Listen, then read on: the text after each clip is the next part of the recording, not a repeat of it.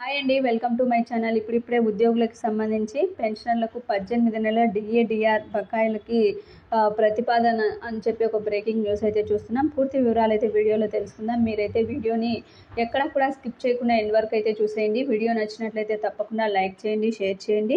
కేంద్ర ప్రభుత్వ ఉద్యోగులు, పెన్షనర్లు ఎన్నో రోజుల నుంచి కూడా డిఏ బకాయిల కోసం ఎదురు చూస్తున్నారండి.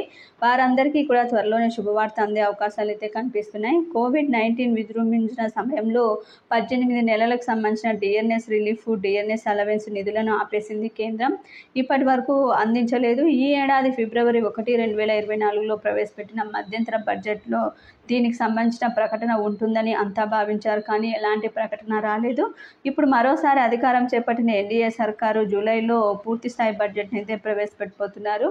ఈ సందర్భంగా మరోసారి ఉద్యోగ పెన్షన్ల ఆశలు అయితే పెట్టుకున్నారండి. ఈ మేరకు ప్రధానమంత్రి నరేంద్ర మోదీకి ఒక లేఖ కూడా రాయటం జరిగింది. కేంద్ర ప్రభుత్వ ఉద్యోగుల joint consultative machinery national council secretary Shivgopal Mishra కేంద్ర ప్రభుత్వ ఉద్యోగుల పెన్షన్లకు సంబంధించి కొన్ని ముఖ్యమైన సమస్యలను మీ దృష్టికి తీసుకురావటం జేసీఎం సెక్రటరీగా నా బాధ్యత అని లేఖలో పేర్కొన్నారు.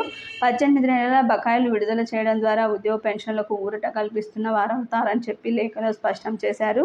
ఇక గతంలో భారతీయ ప్రతీక్ష మజ్దూర్ సంఘం జనరల్ సెక్రటరీ ముఖేష్ సింగ్ సైతం కేంద్ర ఆర్థిక మంత్రి నిర్మలా సీతారామన్ కూడా లేఖ రాశారు.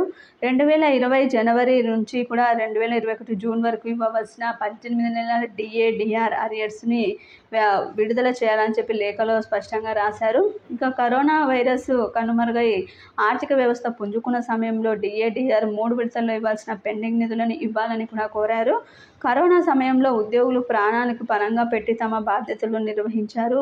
మధ్యంతర బడ్జెట్లో ప్రకటన చేయాలని కోరారు. అయితే ఇలాంటి ప్రకటన ఏమీ చేయలేదని కేంద్ర ప్రభుత్వం అయితే చెబుతోంది.